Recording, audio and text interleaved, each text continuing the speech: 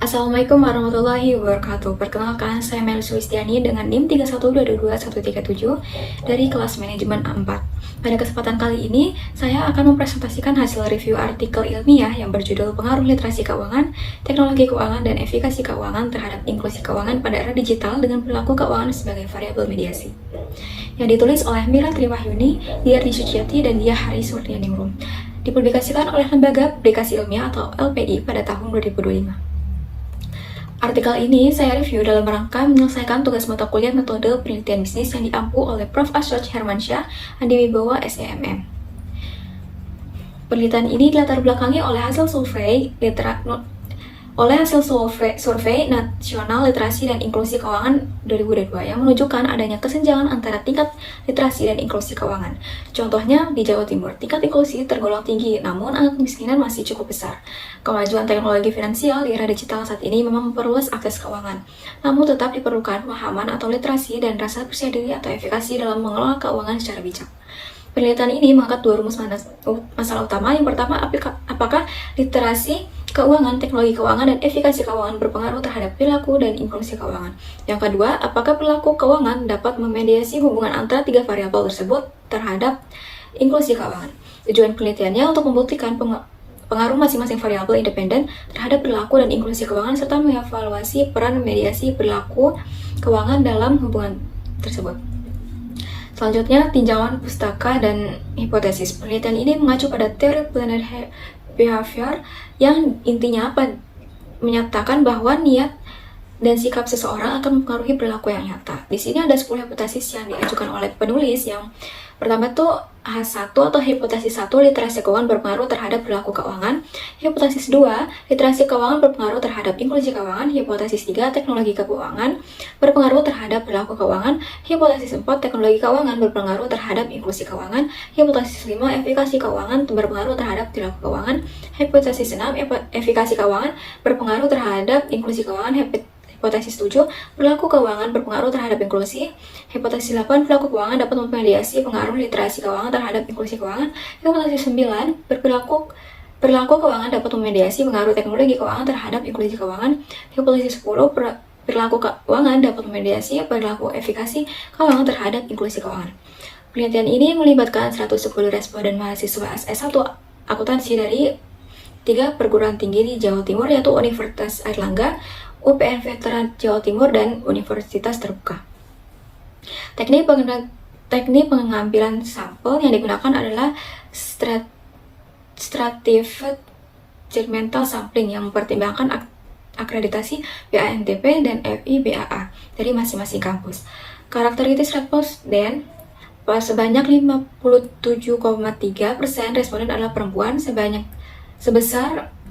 Sebagian besar penggunaan aplikasi keuangan digital sekitar 71,8% untuk mengakses layanan keuangan, sedangkan sisanya menggunakan website 10% atau kombinasi keduanya 18,2%. Sekitar 64,5% responden telah menggunakan teknologi keuangan dalam 6 bulan terakhir, 23,6% dalam 1 bulan terakhir, dan 11,9% masih dalam transisi. Temuan ini menunjukkan bahwa mayoritas mahasiswa sudah familiar dengan layanan keuangan digital dan memiliki efikasi keuangan yang cukup baik, yang ditunjukkan dengan tingkat kepercayaan diri mereka dalam mengelola keuangan pribadi. Namun demikian, penelitian menyarankan menambahkan model RAS dalam penelitian kelanjutan agar lebih kuat secara empirik.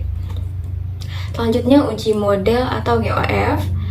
Model dinyatakan fit dan layak berdasarkan nilai R-square 0,758 untuk inklusi keuangan dan 0,707 untuk perilaku keuangan. Q-square-nya 0,718 untuk inklusi keuangan dan 0,701 untuk perilaku keuangan.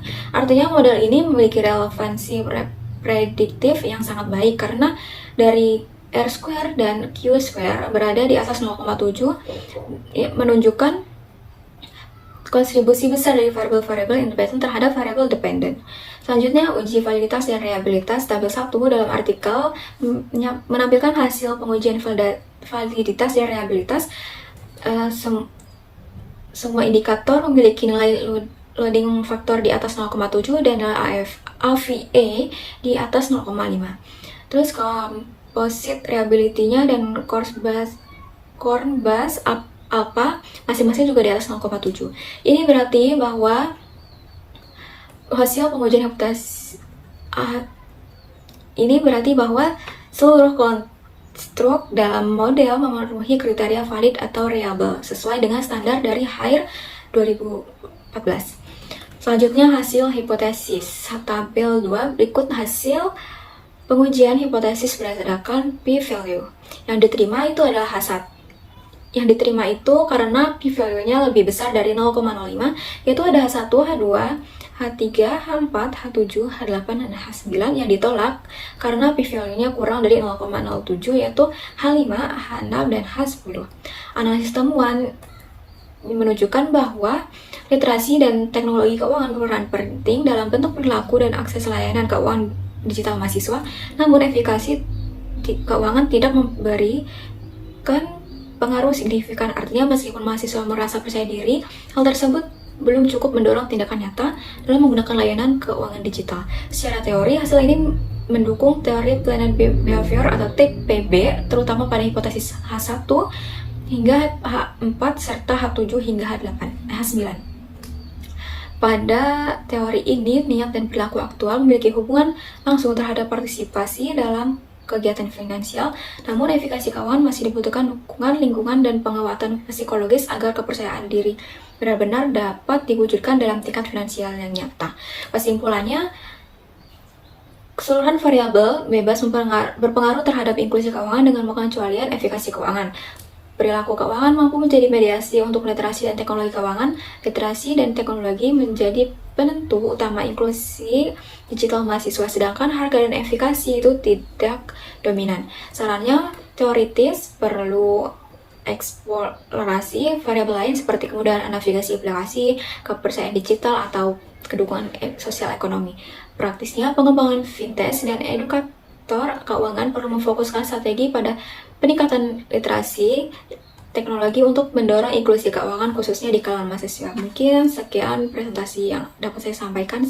Mohon maaf jika banyak kesalahan dalam menjelaskan. Wassalamualaikum warahmatullahi wabarakatuh.